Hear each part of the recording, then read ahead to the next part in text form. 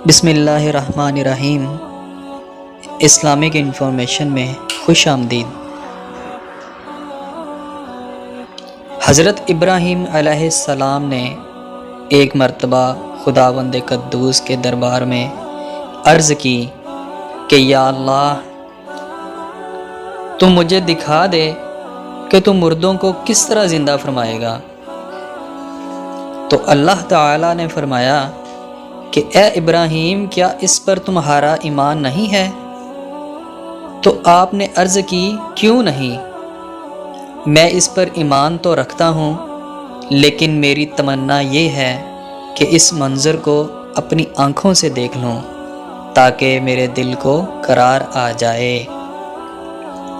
تو اللہ تعالیٰ نے فرمایا کہ تم 4 پرندوں کو پالو، ان کو خوب کھلا پلا کر اچھی طرح ہلا ملا لو، پھر تم انہیں ذبح کر کے ان کا قیمہ بنا کر اپنے گرد و نواح کے چند پہاڑوں پر تھوڑا تھوڑا گوشت رکھ دو۔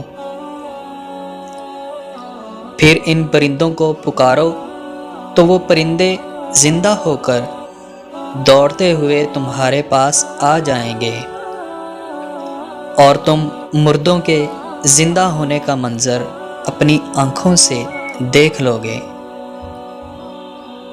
چنانچہ حضرت ابراہیم علیہ السلام نے ایک مرغ، ایک کبوتر، ایک گدھ اور ایک مور، ان 4 پرندوں کو پالا، اور ایک مدت تک ان 4 پرندوں کو خوب کھلا پلا کر ہلا ملا لیا۔ پھر ان 4 پرندوں کو ذبح کر کے ان کے سروں کو اپنے پاس رکھ لیا، اور ان 4 کا قیمہ بنا کر تھوڑا تھوڑا گوشت گرد و نواح کے پہاڑوں پر رکھ دیا۔ پھر دور کھڑے ہو کر ان پرندوں کا نام لے کر پکارا کہ اے مرغ، اے کبوتر، اے گدھ اور اے مور۔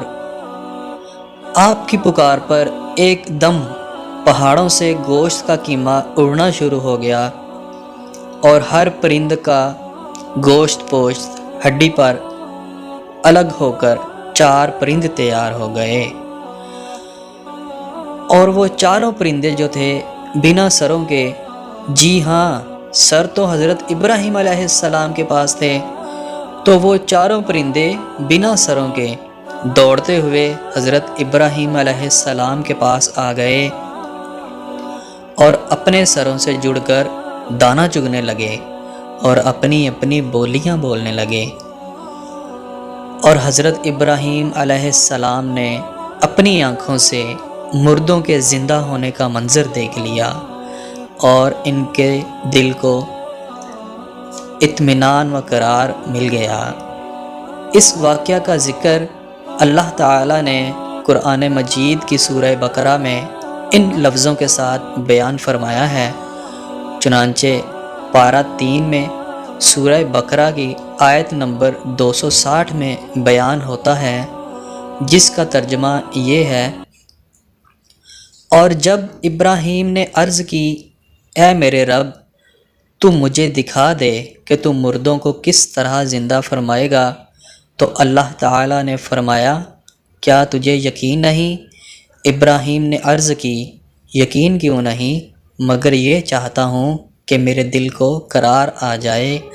اللہ نے فرمایا تو پرندوں میں سے کوئی 4 پرندے پکڑ لو، پھر انہیں اپنے ساتھ مانوس کر لو، پھر ان سب کا ایک ایک ٹکڑا ہر پہاڑ پر رکھ دو، پھر انہیں پکارو تو وہ تمہارے پاس دوڑتے ہوئے چلے آئیں گے، اور جان رکھو کہ اللہ غالب حکمت والا ہے۔ بے شک